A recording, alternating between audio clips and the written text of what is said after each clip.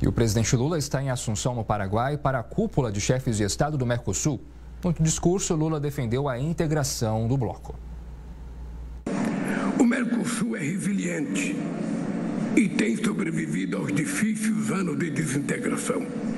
Pensar igual nunca foi critério para engajamento construtivo na tarefa do bloco. A diversidade de opiniões, sem extremismos e intolerância, é bem-vinda porque fortalece nossas democracias e nos conduz a escolhas melhores. O Mercosul é e seguirá sendo a grande aposta de inserção internacional de desenvolvimento do Brasil.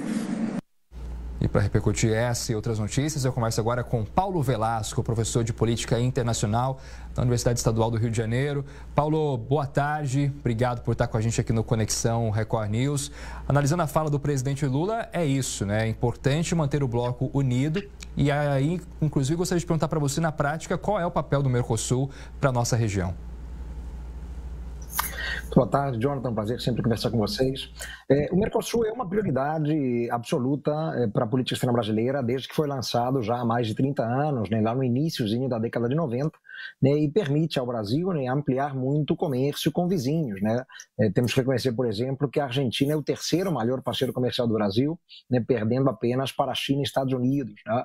E isso é muito graças a essa integração, né, promovida pelo Mercosul, né. Então é uma aposta importante, né, claro que não é, né, uma iniciativa puramente econômica ou comercial, né? O Mercosul tem agendas muito variadas, né? Inclusive no âmbito social, né? Nas áreas de educação, cultura, tecnologia, inovação, né? Direitos humanos, né? Então há agendas muito amplas, né? Mas o comércio é certamente a faceta mais visível, digamos assim, né? Desse projeto.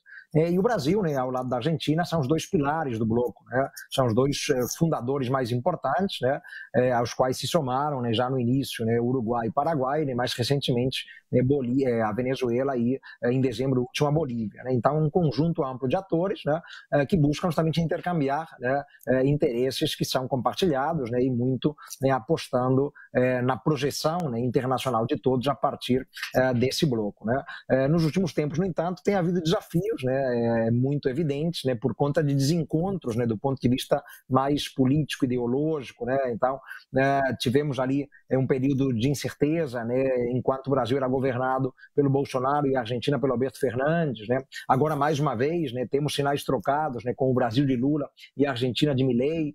O Uruguai também tem posições muito particulares dentro do Mercosul, né, querendo o direito de negociar, por exemplo, um acordo de livre comércio sozinho, né, à margem do bloco com a China.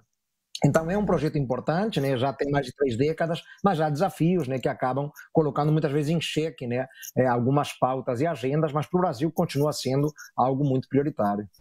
Muito bem, da América Latina a gente vai agora para a Europa, porque o partido de esquerda Frente Popular surpreendeu e venceu a disputa pelas cadeiras no parlamento francês.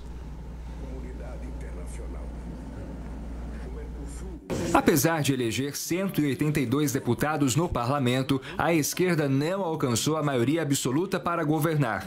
Em segundo lugar, ficou a união dos partidos do centro do presidente Emmanuel Macron, com 168 cadeiras. A direita, que chegou a vencer no primeiro turno, ficou com 143 vagas. Apesar do aumento no número de deputados no parlamento, a coalizão saiu derrotada. Como não tem maioria absoluta, a esquerda deve se unir ao partido de centro de Macron para conseguir governar. Mas os dois partidos possuem diferenças de ideias, principalmente em relação à reforma da Previdência, o que pode dificultar o governo no país. O atual primeiro-ministro, aliado de Macron, chegou a entregar o cargo, mas o presidente pediu para ele seguir no poder até a definição do novo premier. Os apoiadores da esquerda foram às ruas para celebrar a vitória. Houve um pequeno conflito com a polícia na Praça da República. Paulo, é um país fatiado o que nós temos agora, né? Porque realmente foi uma reviravolta nesse domingo que acredito ter surpreendido muita gente. Surpreendeu praticamente todo mundo, né? Não se apostava, ou praticamente ninguém apostava pela vitória do bloco de esquerda, né? A chamada Nova Frente Popular, né? Que combina, né, partidos muito distintos da esquerda francesa, né? Os socialistas, os comunistas, os ambientalistas e até mesmo uma esquerda radical, né? Liderada, né, pelo famoso Jean-Luc Mélenchon, né? Então um conjunto amplo, né, que acabou surpreendendo, né, chegando ao maior número de cadeiras no parlamento, né? A extrema-direita francesa, né, que no primeiro turno venceu, né, mas fica relegada chegada à condição de terceira maior força no parlamento, mas o que causa preocupação, Jonathan, é que são 3 blocos partidários, né, muito distantes da maioria, né, com cadeiras em número semelhante entre eles, né, todos ali próximos de 170, 150 cadeiras, né, então é como se tivéssemos uma Assembleia Nacional dividida em 3 partes muito semelhantes, muito equivalentes, né, o que dificulta, claro, né, a busca por uma maioria. Não é simples essa costura de uma aliança, né, do centro, da centro-direita com a esquerda, exatamente por ser uma esquerda muito plural. E quando comparamos as ideias, né, do Macron com as ideias da extrema-esquerda francesa, do Jean-Luc Mélenchon, há diferenças brutais, né? Então, isso pode levar a uma situação de bloqueio no parlamento, né, e quase que de ingovernabilidade, né? Porque sem o parlamento é difícil aprovar, né, qualquer lei, né, para fazer o país caminhar do ponto de vista mais doméstico, né, mais para as questões internas da França, né? Então, se de alguma maneira bloqueou a ameaça da extrema-direita chegar ao poder como primeiro-ministro, né, mas a partir de agora, né, o grande quebra-cabeça é saber, né, como a França vai resolver essa divisão, né, esse país fatiado em 3 grandes partes, né, para tentar criar algum clima mínimo de governabilidade. Agora, é interessante, inclusive, né, Paulo, a gente ressaltar aqui como é feito o sistema presidencialista francês, né? A gente, por exemplo, olha para Israel. A gente tem muito mais a presença do primeiro-ministro em evidência, Benjamin Netanyahu, do que o próprio presidente do país. Na França, todo mundo sabe quem é o presidente francês e pouca gente sabe quem é o primeiro-ministro. Na prática, os governos são iguais nos 2 países ou há uma diferença? Não, uma diferença importante, né? Na verdade, o primeiro-ministro francês, ele acaba tendo prerrogativas menores do que em outros países, né, que se pautam, claro, por um regime parlamentarista, né? Na França, nós temos o presidencialismo, então é evidentemente que o Emmanuel Macron é quem mais sobressai na política do país, né? Inclusive ele tem prerrogativas muito claras sobre temas de política externa, de segurança e defesa, né? E o primeiro-ministro fica muito, né, com as responsabilidades mais internas da França, né? Ele que de alguma maneira comanda ali uma maioria, né, uma pretensa maioria dentro do parlamento, né? A Assembleia Nacional Francesa, ela é fundamental, né, justamente para fazer avançar projetos de lei, né, e aprovar leis que permitem ao país, né, caminhar, digamos assim, dentro de alguma normalidade em assuntos internos que são muito importantes, né? Então, por isso se falou da questão da reforma previdenciária, né? O Macron não conseguiu aprová-la na Assembleia Nacional e teve que aprová-la via decreto, né? Então, ele tem ainda essas prerrogativas como presidente, né? Tem poderes que a Constituição garantem a ele, mas ele depende de um bom contato com o Parlamento, né? Com a Assembleia Nacional, e o ideal é que o primeiro-ministro seja de um bloco afim politicamente com o presidente, né? Senão se cria um clima de chamada coabitação, né? Em que os 2, né, líderes, né, o presidente e o primeiro-ministro, têm visões muito distintas, têm partidos, né, quase que antagônicos, e isso também pode levar a França a uma situação de caos político absoluto. É o que poderia acontecer na eventualidade da vitória, né, de uma extrema-direita. Teríamos um primeiro-ministro de extrema-direita, né, que em nada combina com o Macron. Mas o primeiro-ministro na França tem muito menos poderes do que tem no Reino Unido, por exemplo, evidentemente, né, mas ainda tem prerrogativas importantes, justamente porque está vinculado à Assembleia Nacional, né, que é o parlamento, a Câmara Baixa francesa, que aprova leis que permitem ao país funcionar minimamente. Muito bem, vamos falar de outro assunto em destaque hoje, noticiário internacional. Mais de 30 pessoas morreram em uma série de bombardeios russos em diversas cidades da Ucrânia. Entre os edifícios atingidos está um hospital pediátrico que ficou destruído.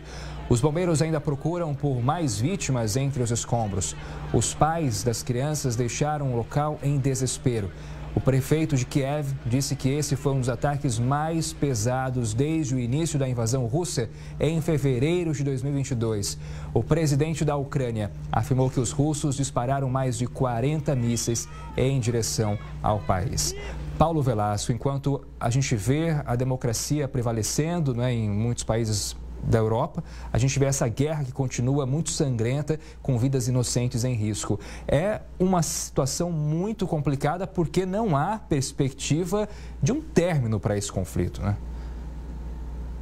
É isso, né? Já são bem mais de 2 meses de guerra, né? Sem nenhuma perspectiva, né? Pelo menos no curto e médio prazo, de uma solução, né? Vemos as 2 partes em conflito, né? Abraçando ainda posições, né, muito extremistas, né? O que invalida qualquer chance de entendimento, né, ou de um ponto de equilíbrio, né?